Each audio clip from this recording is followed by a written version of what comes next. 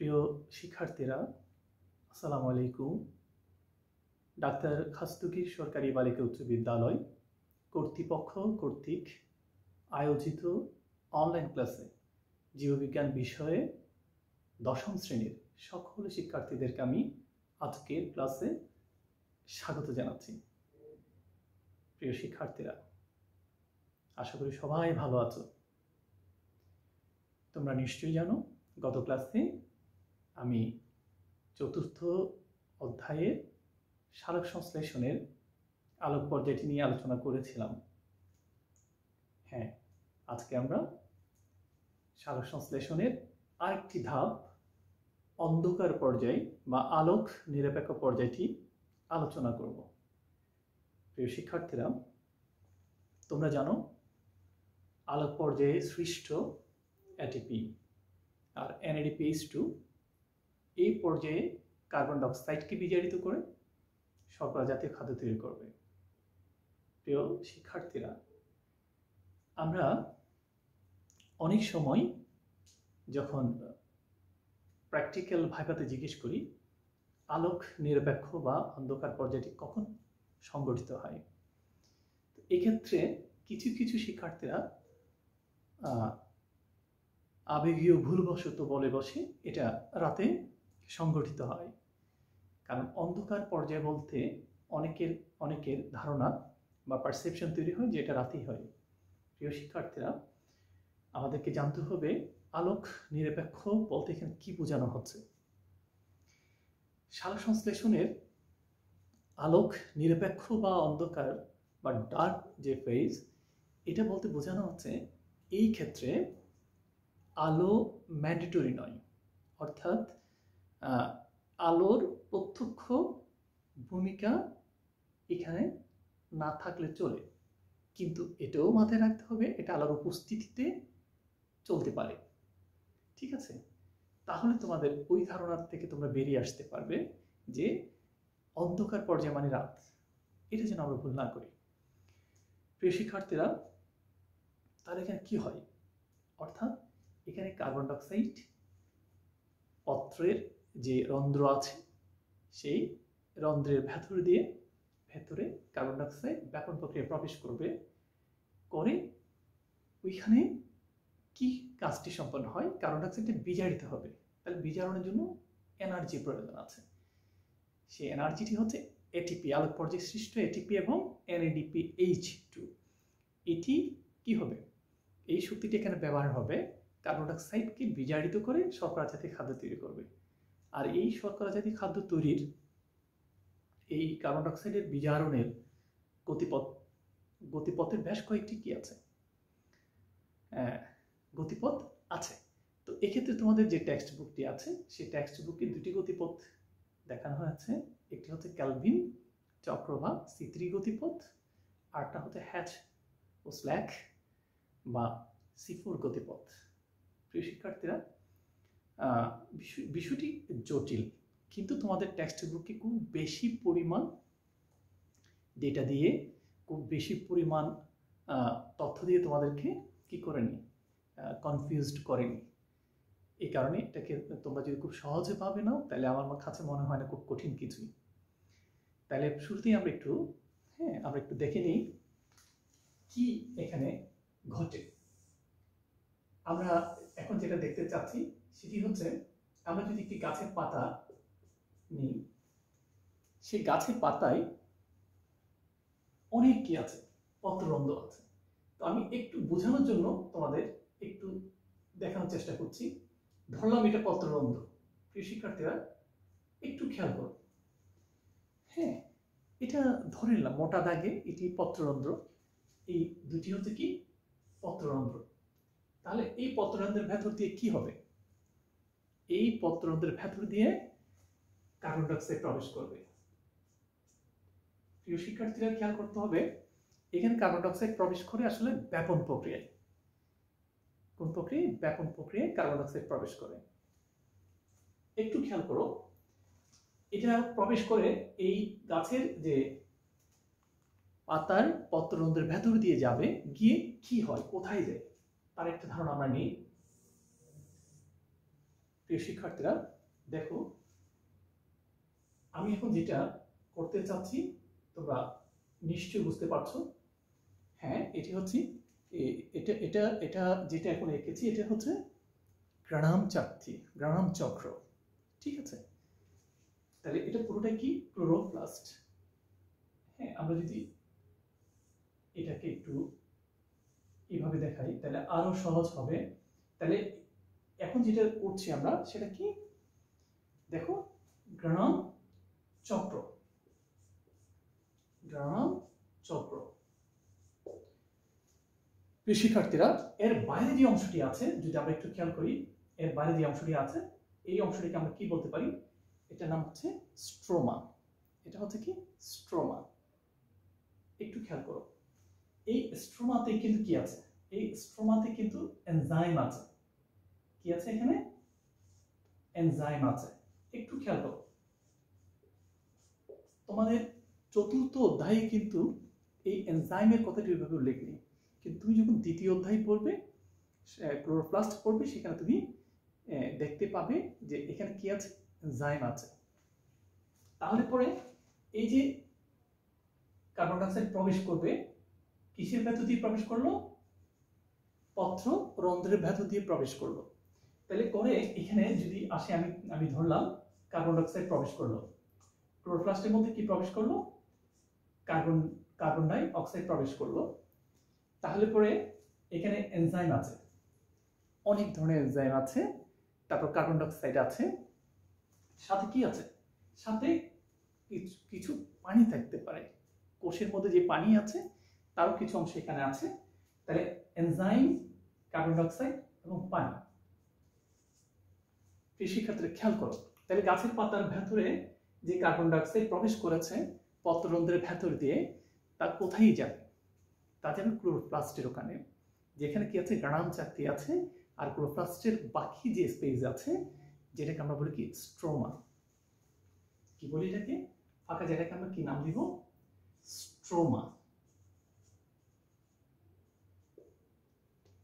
শিক্ষার্থীরা, তাহলে সেখানে কি থাকে, সেখানে এনজাইম থাকে, এটা খুব জরুরি। এটা দ্বিতীয় অধ্যায়ে কিন্তু উল্লেখ করা আছে, তোমরা একটু দেখবে দ্বিতীয় অধ্যায়ে দেখবে সেখানে এটা স্পষ্ট উল্লেখ করা আছে। ঠিক আছে, অর্থাৎ এই এনজাইমগুলো খুব ভূমিকা পালন করে কি, কার্বন ডাইঅক্সাইডকে বিজারিত হয়ে শর্করা জাতীয় খাদ্য তৈরি করার ক্ষেত্রে। এখন আসা যাক প্রিয় শিক্ষার্থীরা, আমরা এখন দেখব কার্বন, এই যে কার্বন ডাইঅক্সাইড যে বিজারিত হয়ে কিভাবে খাদ্য তৈরি করে।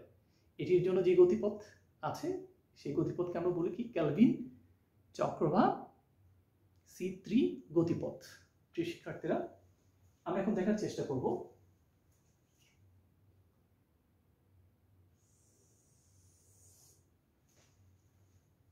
দেখো, আমি এখানে দেখাচ্ছি,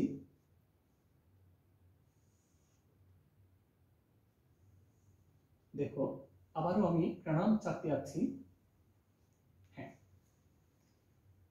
প্রিয় শিক্ষার্থীরা, এখানে আমরা কি দিব, এখানে আমরা সূর্য আলোক দিব। যদিও বা আমরা আলোক নিরপেক্ষ পর্যায়টি আজকে পর্ব বা দেখাচ্ছি তোমাদেরকে, কিন্তু তারপরেও তার একটা বিষয় যুক্ত থাকে কার সাথে, আলোক পর্যায়ের সাথে। কারণ আলোক পর্যায়ে সৃষ্ট অ্যাটিপি এবং NADPH2 কার্বন ডাইঅক্সাইড বিজারণে কি রাখবে, মুখ্য ভূমিকা পালন করবে। কেননা কার্বন ডাইঅক্সাইড বিজারিত হওয়ার জন্য শক্তির প্রয়োজন আছে, আর তা আসবে কোত্থেকে, অ্যাটিপি থেকে। প্রিয় শিক্ষার্থীরা, যদি একটু খেয়াল করো, দেখো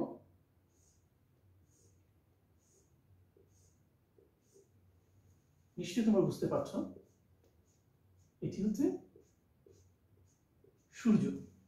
তাহলে এই সূর্যের আলো গুরুত্বপূর্ণ যে রে, এটা সংবন্ধিত হবে বা সঞ্চিত হবে, জমা হবে কোথায় এসে, ক্লোরোপ্লাস্টের গ্রানাম চক্র বা থাইলাকয়েডে।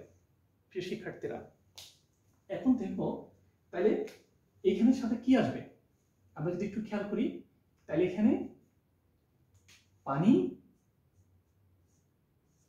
দেখো পানি সূর্যের আলোর উপস্থিতি এটা ভেঙে কি হচ্ছে, অক্সিজেন হচ্ছে। তাহলে এই অংশটিকে আমরা আলোক পর্যায়ে, এই অংশটিতে কি হচ্ছে, এই অংশটি হচ্ছে পানি, সূর্যের আলোর উপস্থিতিতে পানি ভাঙবে, অক্সিজেন উপজাত হিসেবে বেরিয়ে যাবে, আর এখানে হাইড্রোজেন আয়নটি জমা হবে, আর সূর্য আলোক এখানে কি হচ্ছে, সঞ্চিত হচ্ছে। সূর্যের আলোটি এখানে কি হিসেবে সঞ্চিত হবে আমরা আরেকটু পরে দেখব। দেখো তাহলে এই অংশটিকে আমরা কি বলতে পারি, এটি জারণ, কারণ সালোক সংশ্লেষণ হচ্ছে জারণ আর বিজারণ প্রক্রিয়ারই ফল। তাহলে প্রথম হচ্ছে কি, জারণ। তাহলে আমরা এই অংশটিকে আমরা এখানে একটু লিখে রাখতে পারি। তাহলে কি হচ্ছে দেখো, জারণ হচ্ছে, কারণ এখানে আমরা দেখলাম কি, পানি ভেঙে অক্সিজেন উপজাত হিসেবে বের হয়ে যাচ্ছে। আর এখানে কি হচ্ছে দেখো প্রিয় শিক্ষার্থীরা, এখানে হচ্ছে এটিপি, কারণ আলোক পর্যায়ে কি সৃষ্টি হয়, আলোক পর্যায়ে ফটোফসফোরাইলেশন প্রক্রিয়ায় এটিপি, সূর্যের আলো এখানে এসে ক্লোরোপ্লাস্টে যে জমা হয়েছিল, আর পানি ভেঙে অক্সিজেন বেরিয়ে গেছে, আর কি আছে, হাইড্রোজেন আয়ন এবং ইলেকট্রন। আর এখানে তৈরি হওয়া এটিপি তৈরি হওয়ার প্রক্রিয়াটি আমরা সবাই জানি, সূর্যের আলোর উপস্থিতিতে এডিপি প্লাস ইনঅর্গানিক ফসফেট যুক্ত হয়ে এটিপি তৈরি হয়। আর এটিপি সম্পর্কে আমরা সবাই জানি, এটিপিকে আমরা রিচার্জেবল ব্যাটারি বলছি, এটাকে আমরা বায়োলজিক্যাল কয়েন বলছি, হ্যাঁ, এটাকে জৈব মুদ্রা বলছি ইত্যাদি। তার মানে এটার ভ্যালু বোঝানোর জন্য এই সমস্ত কি রূপক অর্থে কথাগুলো ব্যবহার করা হচ্ছে প্রিয় শিক্ষার্থীরা। তাহলে এখানে এটিপি, এই পর্যায়ে আলোক পর্যায়ে সৃষ্টি হচ্ছে কি, এটিপি NADPH। প্রিয় শিক্ষার্থীরা একটু খেয়াল করো। তাহলে আমরা পড়ছি কি, আমরা আজকে আমাদের আলোচ্য বিষয় কি, আজকের আলোচ্য বিষয় হচ্ছে আলোক নিরপেক্ষ পর্যায়ে। তাহলে আলোক নিরপেক্ষ তো হঠাৎ করে হবে না, হ্যাঁ, তার একটা কি আছে, একটা ইজা আছে, কোন জায়গা থেকে এটা শুরু হচ্ছে। তাহলে আলোক পর্যায়ে সৃষ্ট এই উপাদানগুলো কিভাবে কার্বন ডাই অক্সাইডকে বিজারিত করে শর্করা জাতীয় খাদ্য তৈরি করে, আমরা এটা দেখবো এখন। দেখো প্রিয় শিক্ষার্থীরা, এখন কি হবে,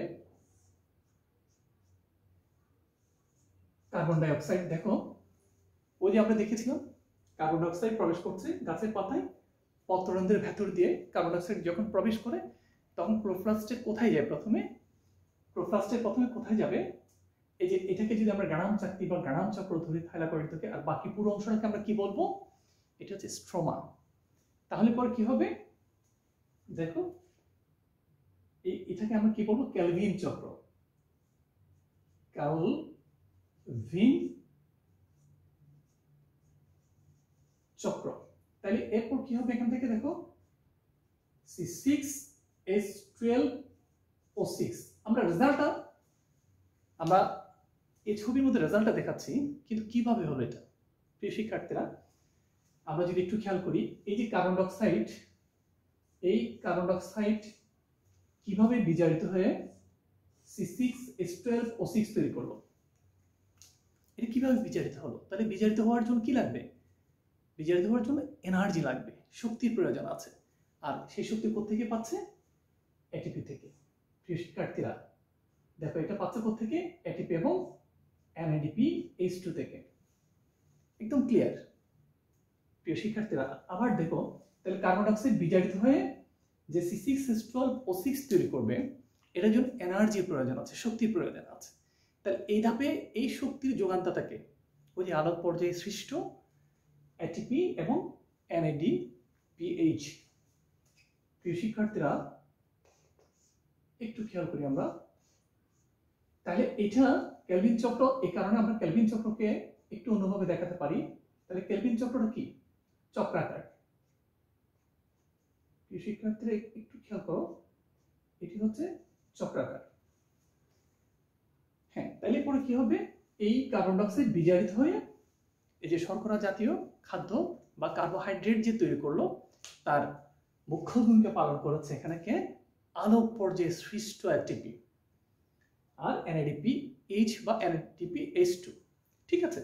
প্রিয় শিক্ষার্থীরা, আমরা জানি যখন কোনো বিক্রিয়ার মধ্যে এনার্জির এক্ষেত্রে যখন প্রয়োজন পড়বে সেটা এটিপি ভেঙে সেখানে এনার্জি কি করবে, হ্যাঁ প্রডিউস করবে, এনার্জি তৈরি করবে। সেই এনার্জি এখানে আবার কি সেই বিক্রিয়াকে গতিশীল বা ত্বরান্বিত করবে এটিপি। তাহলে এটিপি এখানে ভেঙে যাবে, ভেঙে আবার কি দেখো আমরা যদি একটু দেখি তাহলে আবার এডিপি, আবার এডিপি, দেখো প্রিয় শিক্ষার্থীরা আবার NADP। প্রিয় শিক্ষার্থীরা খেয়াল করো, তাহলে আবার কোথায় আসছে দেখো, এটা একটা চক্রাকার প্রক্রিয়া। তাহলে পরে এখানে এটিপি ভেঙে যাচ্ছে, এটিপি ব্যবহার হচ্ছে ক্যালভিন চক্রে কার্বন ডাইঅক্সাইডকে কি করার জন্য, বিজারিত করার জন্য, শর্করা জাতীয় খাদ্য তৈরি করার জন্য। তাহলে পরে এটা এখানে এসে এটিপি আর এডিপি এর প্রভাবে কি হবে, ভেঙে কার্বোহাইড্রেট তৈরি হবে। আবার এদিকে এডিপি এবং এনএডিপি কি হবে পরের আলোক পর্যায়ে, যেহেতু এটা কন্টিনিউয়াস প্রসেস, ফলে আবার আলোক পর্যায়ে এই যে পানির ভাঙন যেটা হয় আমাদের এই যে বাই প্রোডাক্ট হিসেবে কি পাচ্ছি আমরা এখানে, অক্সিজেন পাচ্ছি। অক্সিজেন হচ্ছে সালোক সংশ্লেষণ প্রক্রিয়াটির কি বাই প্রোডাক্ট। প্রিয় শিক্ষার্থীরা খেয়াল করো, এই ক্যালভিন চক্রটি আমরা তো একদম সাদামাটা টেক্সট বুকে যা আছে সে অনুসারে বলছি। তো এক্ষেত্রে প্রথমে কি হবে, এক্ষেত্রে প্রথম কার্বন ডাইঅক্সাইড বিজারিত হয় শর্করা জাতীয় খাদ্য তৈরির ক্ষেত্রে। এই প্রক্রিয়ার প্রথম স্থায়ী যৌগ হচ্ছে 3 কার্বন বিশিষ্ট ফসফোগ্লিসারিক অ্যাসিড। 3 কার্বন বিশিষ্ট ফসফোগ্লিসারিক অ্যাসিড। প্রিয় শিক্ষার্থীরা, আমরা অন্ধকার পর্যায়ের ক্যালভিন চক্রটা দেখছি, তার প্রথম স্থায়ী যৌগ হচ্ছে 3 কার্বন বিশিষ্ট ফসফোগ্লিসারিক অ্যাসিড। এই যে 3 কার্বন বিশিষ্ট বলেই এটাকে C3 গতিপথ বলা হয়। আর এই প্রক্রিয়াটির জন্য এটা খুব সাদামাটা একটা প্রক্রিয়া দেখানো হচ্ছে তোমাদের স্তরের জন্য, মাধ্যমিক স্তরের জন্য। তুমি যখন ইন্টারমিডিয়েটে যাবে, অনার্সে যাবে, দেখা যাবে এটা বিশাল কি আছে, হ্যাঁ প্রক্রিয়াটিকে তোমার সামনে তুলে ধরা হবে, উন্মুক্ত হবে। যেহেতু পড়াগুলো স্তর ভিত্তিক, তাই অনেক এখানে তথ্যপাত্য ওইভাবে তোমার টেক্সট বুকে দেওয়া হয়নি। কারণ আমরা জানি এটা এই স্তরের জন্য ঠিক আছে, কারণ পরবর্তী স্তরে এর অনেক বড় কি আছে, ব্যাখ্যা বিবৃতি আছে। কারণ যখন কার্বন ডাইঅক্সাইড প্রবেশ করো, তোমরা যখন উপরে যাবে দেখবে কার্বন ডাইঅক্সাইড প্রবেশ করার পর ওখানে কি তৈরি হবে, প্রথম রাইবোলোজ তৈরি হবে, রাইবোলোজ থেকে অস্থায়ী কিটো অ্যাসিড তৈরি হবে, তারপর কি হবে স্থায়ী যৌগ ফসফোগ্লিসারিক অ্যাসিড তৈরি হবে, তারপর ফসফোগ্লিসারলডিহাইড হবে, তারপর ডাইহাইড্রক্সি অ্যাসিটোন তৈরি হবে, ফসফোডাইহাইড্রক্সি অ্যাসিটোন তৈরি হবে। অনেক জটিল একটি প্রক্রিয়া, কিন্তু আমরা সেই জটিল বিষয় নিয়ে আমরা আলোচনা না করে ডিরেক্ট আলোচনা করছি। তাহলে এক পাশে আমরা পাচ্ছি কি জারণ, অন্য পাশে হবে কি বিজারণ। তাহলে জারণ আর কি হচ্ছে বিজারণ। তাহলে এখানে বিজারিত হচ্ছে কার্বন ডাইঅক্সাইড, কে বিজারিত হচ্ছে এখানে বিজারণ, কার্বন ডাইঅক্সাইডের বিজারণ। আর এখানে পানি কি হচ্ছে, আমরা এখানে স্পষ্ট দেখতে পাচ্ছি পানির জারণ হয় কি হচ্ছে, অক্সিজেন তৈরি হচ্ছে। অক্সিজেন পত্ররন্ধ্রের ভেতর দিয়ে বা বিভিন্ন ওয়েতে উদ্ভিদ থেকে কি হচ্ছে নিষ্ক্রান্ত হচ্ছে। আর যা জীবজগৎ টিকে থাকার ক্ষেত্রে এখানে এই অক্সিজেনটি মুখ্য ভূমিকা পালন করছে। প্রিয় শিক্ষার্থীরা, সালোক সংশ্লেষণ প্রক্রিয়ার জন্য বাই প্রোডাক্ট হচ্ছে অক্সিজেন, ঠিক আছে। এটি হচ্ছে জারণ অংশ, আর এটি হচ্ছে কি বিজারণ অংশ। আর বিজারণ অংশের ক্ষেত্রে রেজাল্টে কি পাচ্ছি আমরা, বিজারণে কার্বন ডাইঅক্সাইড বিজারিত হয়ে কি দিচ্ছে আমাদেরকে, কার্বোহাইড্রেট দিচ্ছে। প্রিয় শিক্ষার্থীরা, এই ক্যালভিন চক্রের জন্য, এই প্রক্রিয়ার জন্য ক্যালভিন বেসান্ত চক্র নামকরণ করা হয়েছে এবং 1961 সালে এই আবিষ্কারের জন্য নোবেল প্রাইজ পেয়েছিলেন ক্যালভিন। এই ক্যালভিন চক্রের জন্য নোবেল প্রাইজ দেওয়া হয়েছিল। প্রিয় শিক্ষার্থীরা, বিষয়টি নিঃসন্দেহে কি তাৎপর্যপূর্ণ। আচ্ছা, এটির পরে কার্বন বিজারণের আরেকটি গতিপথ আছে, আর এটি হয় মূলত, একটু বলে রাখি, এই প্রক্রিয়ায় খাদ্য তৈরি করে মূলত উন্নত উদ্ভিদ সমূহ, অধিকাংশ উদ্ভিদ, উন্নততম কাষ্ঠল যে উদ্ভিদগুলো আছে তারা খাদ্য তৈরি করে।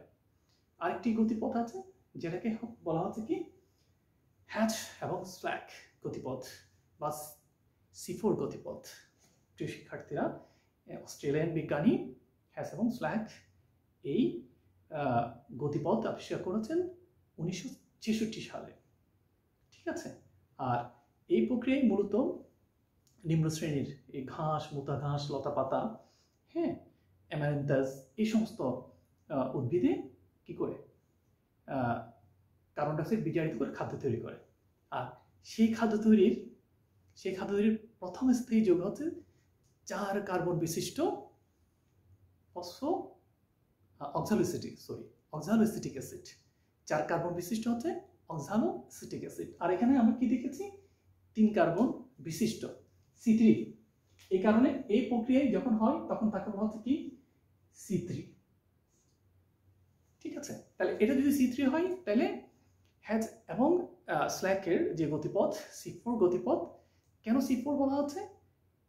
ওই গতিপথের প্রথম স্থায়ী যৌগটি হচ্ছে কি কার্বন বিজারণের প্রথম স্থায়ী যৌগটি হচ্ছে অক্সালোএসিটিক অ্যাসিড, 4 কার্বন বিশিষ্ট অক্সালোএসিটিক অ্যাসিড। প্রিয় শিক্ষার্থীরা, এখানে একটু অন্যভাবে একটা কথা বলা উচিত যে হ্যাস এবং স্ল্যাকের ক্ষেত্রে এই গতিপথে বা C4 গতিপথের ক্ষেত্রে কি হতে পারে? C3 গতিপথও কি হতে পারে? এখানে একই সাথে চলতে পারে। অর্থাৎ হ্যাস স্ল্যাক এই গতিপথে কি হতে পারে? এই ক্যালভিন চক্রের এই গতিপথ একসাথে চলতে পারে C4 গতিপথের ক্ষেত্রে। এটা যেন আমরা একটু আলাদাভাবে খেয়াল রাখি। প্রিয় শিক্ষার্থীরা, তোমাদের একটু করে একটা বিষয় তোমাদেরকে আমি নলেজে দিতে চাই।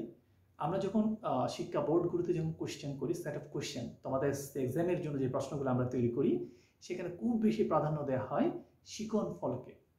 আমি আবারও বলছি, আমরা বোর্ডে যে সেট অফ কোশ্চেনগুলো করি, বোর্ডের সকল কোশ্চেন আমরা যখন করি, সেখানে সবচেয়ে বেশি গুরুত্ব দেওয়া হয় শিকন ফল। ঠিক আছে, প্রত্যেকটি চ্যাপ্টারে শিকন ফল আছে। প্রিয় শিক্ষার্থীরা, তোমাদের যে চতুর্থ অধ্যায়টি আছে তার যে শিকন ফলগুলি আছে, তার প্রথম এবং দ্বিতীয় শিকন ফলটি আমাদের যে আজকের আলোচ্য বিষয় তাকে জাস্টিফাই করে। সুতরাং এটা বুঝতে হবে, অত্যন্ত গুরুত্বপূর্ণ। কারণ তোমাদের এই অধ্যায়ের প্রথম শিকন ফলটি হচ্ছে কি কোষের শক্তির প্রধান কি উৎস হচ্ছে এটিপি।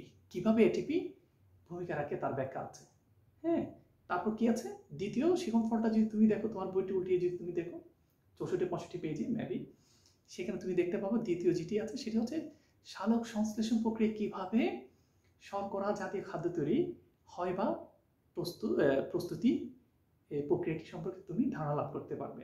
সুতরাং প্রিয় শিক্ষার্থীরা, তোমরা বুঝতেই পারছো, যেহেতু শিকন ফল দ্বারা এই অংশগুলো জাস্টিফাই হয়, সুতরাং এগুলো কি অত্যন্ত গুরুত্বপূর্ণ। প্রিয় শিক্ষার্থীরা, একটু আমরা আবার পুনরায় কথাটা একটু বলে নিই। তাহলে আমরা আজকে যেটা দেখেছি, পড়েছি, সেই অংশটি হচ্ছে কি আলোক নিরপেক্ষ পর্যায়ে সালোক সংশ্লেষণের। তো এক্ষেত্রে প্রথম যে কাজটি হয় সেটি হচ্ছে কি কার্বন ডাইঅক্সাইড গাছের পাতার পত্ররন্ধ্রের ভেতরে প্রবেশ করে সেটা কোথায় যাবে? এটা গিয়ে অবস্থান করবে ক্লোরোপ্লাস্টের কোথায়? স্ট্রোমাতে। কোথায়? প্রিয় শিক্ষার্থীরা খেয়াল করো, স্ট্রোমাতে খুবই গুরুত্বপূর্ণ। চতুর্থ অধ্যায় সেটা হয়তো উল্লেখ নেই, দ্বিতীয় অধ্যায় আছে। এখানে বিভিন্ন এনজাইম, এই কার্বোহাইড্রেট তৈরির ক্ষেত্রে বিভিন্ন এনজাইম, ঠিক আছে, কার্বন ডাইঅক্সাইড প্লাস কিছুটা কোষীয় পানি, কোষের মধ্যে থাকে কিছু জল, এখানে কি করবে? এই খাদ্য তৈরিতে ভূমিকা পালন করবে। তবে মুখ্য ভূমিকাটি কোথায়? মুখ্য ভূমিকাটি হচ্ছে কোথায়? এই এটিপি এবং এনএডিপি। কারণ এই বিজারণের ক্ষেত্রে যে শক্তির প্রয়োজন সেটা প্রডিউস করবে কে? এটিপি এবং এনএডিপিএইচ বা এনএডিপিএইচ2। প্রিয় শিক্ষার্থীরা, তখন আমরা কি পাবো? তখন আমরা কার্বোহাইড্রেট বা শর্করা জাতীয় খাদ্য পাবো। কেমন? আমরা এখানে সরাসরি লিখে দিতে পারি শর্করা জাতীয় খাবার বা শর্করা লিখে দিই। প্রিয় শিক্ষার্থীরা, তাহলে তোমাদের বইয়ের সাথে যাবে। হ্যাঁ, এই প্রক্রিয়াকে বলা হচ্ছে আসলে ক্যালভিন চক্র বা C3 গতিপথ। আর C3 গতিপথের ক্ষেত্রে বলেছিলাম, আগেই বলেছি তোমাদেরকে, যে এটি কাস্টল উদ্ভিদ বা উন্নত শ্রেণীর উদ্ভিদের ক্ষেত্রে এই প্রক্রিয়াটি কি হয়, চলে। প্রিয় শিক্ষার্থীরা, আশা করছি তোমরা সালোক সংশ্লেষণের এই দুটি ক্লাস, গত ক্লাস আর এই ক্লাস, এই দুটি ক্লাসকে যদি তোমরা এক করে দেখো বা পড়তে পারো, তাহলে আমার কাছে মনে হয় তোমাদের টেক্সচুয়াল যে ব্যাখ্যা বিবৃতি তা তোমাদের কাছে খুব কঠিন বলে মনে হবে না। ঠিক আছে প্রিয় শিক্ষার্থীরা, এই পর্যন্ত থাক। তোমরা তোমাদের টেক্সট বুকের আলো পর্যায়, অন্ধকার পর্যায় এবং এটিপির ভূমিকা, আলো এবং ক্লোরোফিলের ভূমিকাটা তোমরা যদি একটু দেখে নাও আর এই দুটি ক্লাসের সাথে যদি মিলিয়ে নাও, আমার কাছে মনে হয় বিষয়টি সহজ মনে হবে তোমাদের কাছে। প্রিয় শিক্ষার্থীরা, আমরা এই চ্যাপ্টারের পরে যে শ্বসন অংশটি আছে আমরা চেষ্টা করব ধারাবাহিকতায় যেন আমরা পরবর্তী ক্লাসে শ্বসন অংশটি নিয়ে যেন আলোচনা করতে পারি। এই পর্যন্ত তোমরা ভালো থাকো, সুন্দর থাকো, সুস্থ থাকো, এই দোয়া আশীর্বাদ করি তোমাদের জন্য। প্রিয় শিক্ষার্থীরা, আল্লাহ হাফিজ।